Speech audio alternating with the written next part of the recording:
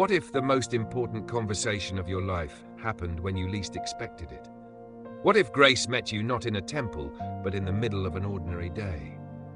What if living water was offered to someone the world had already written off? Jesus' journey through Samaria was not an accident.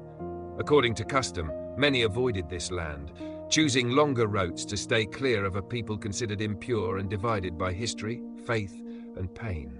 But Jesus chose the road others rejected.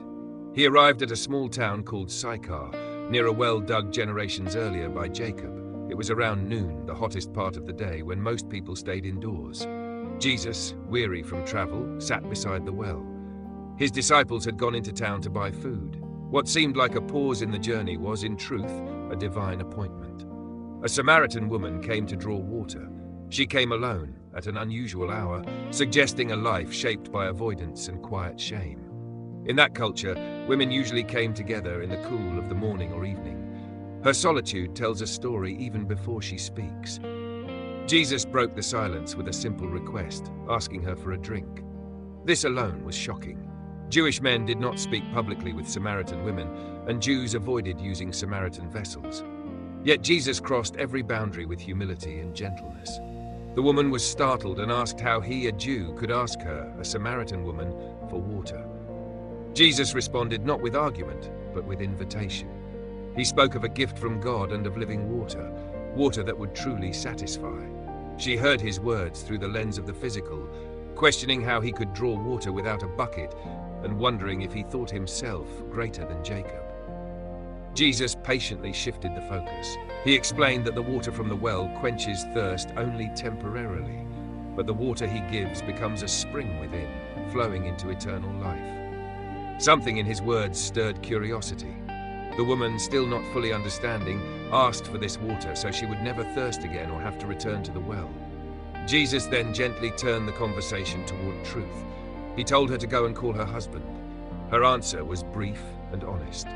She had no husband. Jesus affirmed her truth while revealing deeper knowledge.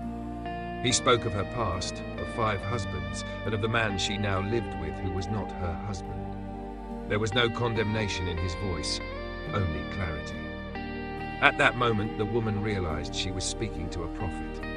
Instead of withdrawing in shame, she raised a question that had divided Jews and Samaritans for centuries. She asked about worship, whether it belonged on Mount Gerizim or in Jerusalem. Jesus lifted her eyes beyond locations and traditions. He declared that a time was coming, and had already arrived, when true worshippers would worship the Father in spirit and in truth. God was not confined to mountains or temples. He sought hearts that were open and sincere. The woman spoke of the Messiah, expressing hope that when he came, he would explain everything. Then Jesus did something extraordinary. He revealed his identity plainly. He told her that he was the one she was waiting for. This was one of the clearest self-revelations Jesus made during his earthly ministry, and he chose to reveal it not to a religious leader, but to a Samaritan woman with a complicated past. Just then, the disciples returned and were surprised to see him talking with her, yet they said nothing.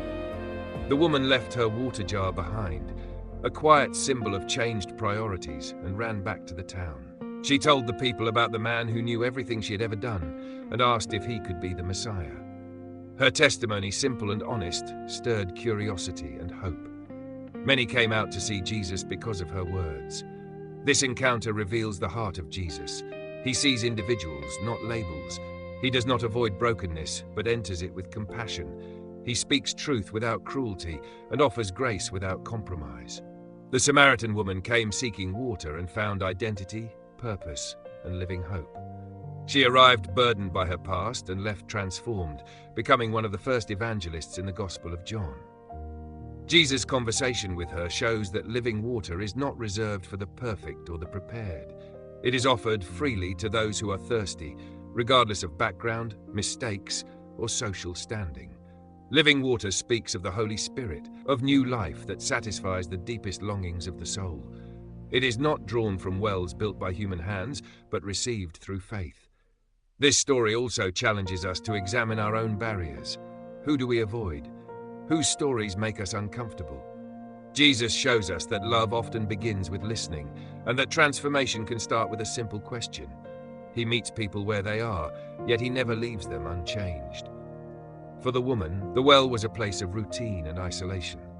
After meeting Jesus, it became a turning point. Her shame was replaced with boldness. Her silence turned into proclamation. Her encounter reminds us that no past disqualifies someone from grace, and no life is too tangled for truth to enter. In a world still divided by race, belief, and history, this conversation speaks powerfully today. Jesus offers living water to all who thirst. He invites us into worship that flows from the heart, shaped by truth and empowered by the Spirit. He calls us not only to receive, but to share what we have found. Thank you for watching this video on Holy Path Insights. If this message spoke to your heart, please like the video, follow the channel, and share it with someone who may need encouragement today. Stay with us as we continue exploring the life and teachings of Jesus together.